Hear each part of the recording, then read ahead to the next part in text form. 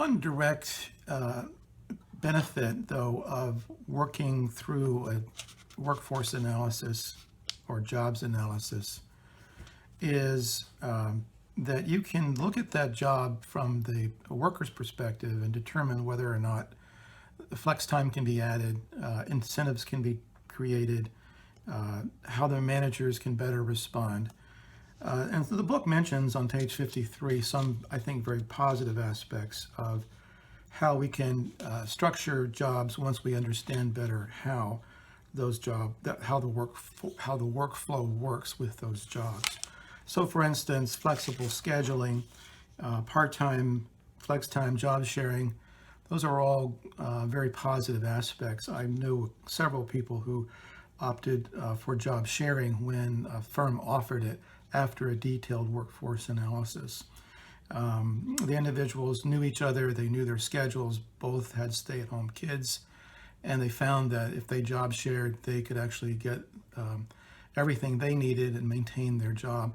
Another aspect in that particular case was if they opted back into a full-time force, they had that option under their employment contracts as the job sharing might not work out for them. So there's a lot that can be learned from HR's perspective and what the workers need or wanting and what the job itself is requiring. Again, don't rely upon what you have in your files as job descriptions to indicate what that actually is the real work going on. It might be that there are other aspects to that job that you're not aware of. And so, again, positive aspects coming out of a workforce analysis or a job design analysis. I know I'm using the terms interchangeably, and that's because there isn't one definition, there isn't just one book that settles it all. In HR, you're going to find that people use terms of art, industry terms, back and forth that are not the same, that are not consistent. So just because our book defines or labels them, labels them a certain way doesn't mean that that is the end all. Let me move forward to what may then help us conclude. On page 54 in your book, the figure there provides, I think, a very nice overview. And what I want to do is actually highlight the purpose and why this is a good thing in many ways for HR and for the company to conduct a workforce analysis. On page 55, the authors talk about how you can take a job analysis, and again it says, or work analysis, so again, be careful, don't stick to labels. How you can take this aspect and make things from it. You can create a better way of recruiting, for instance, in looking at creating new jobs. That's one thing, but you can also redefine old jobs and hire better qualified people because of a competency that you did not know was required until you did your job analysis. It can also lead to where the company is weak in terms of, well, there are skills and perhaps even some credentialing that is needed for certain tasks, certain jobs, certain functions. And in those positions, we don't have anybody with those credentials or skills. And so the job analysis, the work analysis can provide a clear snapshot of where you're deficient as well. I'll mention this, and in future we're going to discuss compensation packages. And in the job analysis, you can better understand where the work is being done, how you can properly incentivize it, and we'll get into that in more detail later in our future chapters. But the analysis can be very helpful in helping the company determine what compensation it should provide. And if the company is if the workforce is unionized, this type of data can also serve to help negotiate union bargaining agreements. So it's just a very positive aspect. I know that many workers fear them, but for the company and for HR, having a better idea of what is going on in the workflow, how it's being done, who is doing it, not just the job descriptions that you have in your file, is a very positive thing. Just a story here. Clark College actually went through hiring an outside independent contractor as an expert or consultant to conduct a workforce analysis. The independent did a number of interviews, talked to people as it would consider a sampling.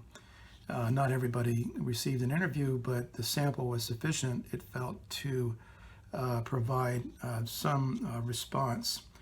The interesting aspect, let me just mention, is that when anyone conducts a job analysis, there should be some room for discussion as a follow-up.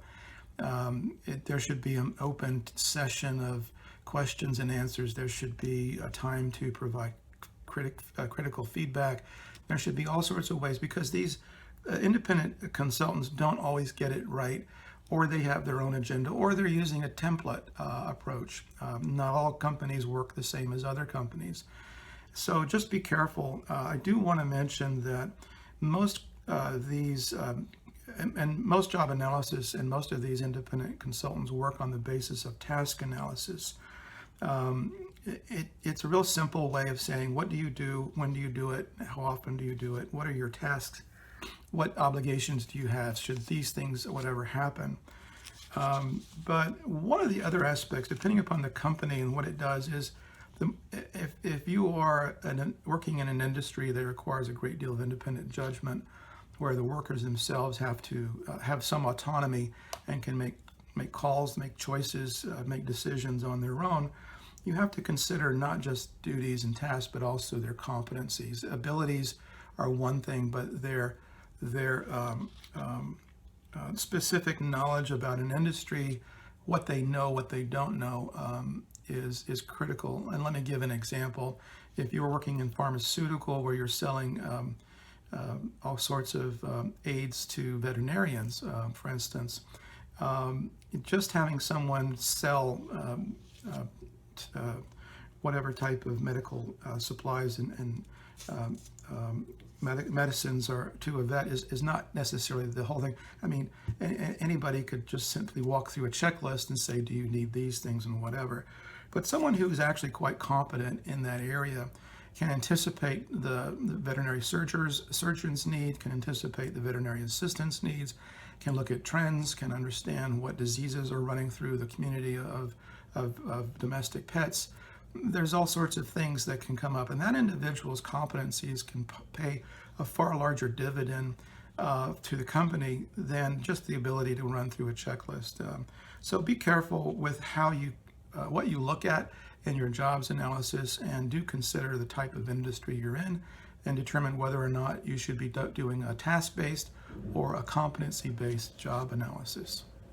I want to mention two stories actually as well, which deal with job design. I had two different friends on occasions, both of them experts, consultants who worked with large firms and organizations to help do a workforce analysis, usually through a workflow analysis. These individuals, one was an ergonomic specialist, so his PhD was in ergonomics, which is how the body functions within certain ranges of motion, and how repetitive motion can harm the body.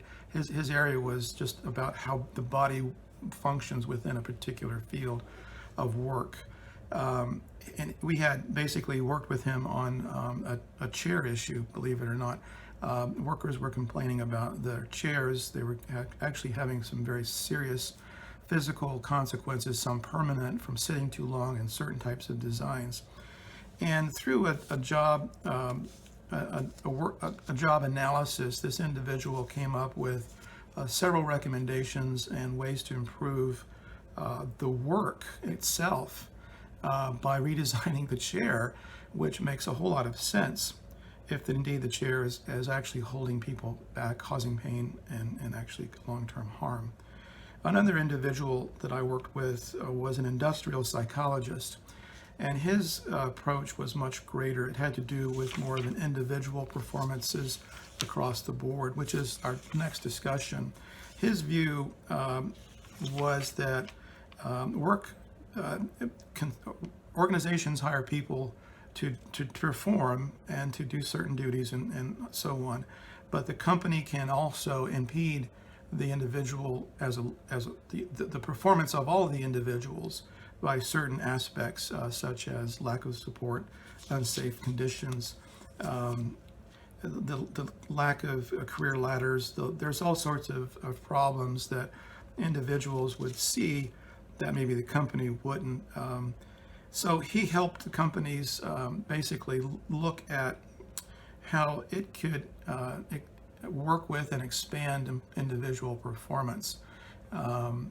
He was actually a quite fascinating individual, again, mostly dealing with human psychology, but as it applies to the industrial spaces, as it applies to work organizations. So again, all of these aspects in this chapter are very important.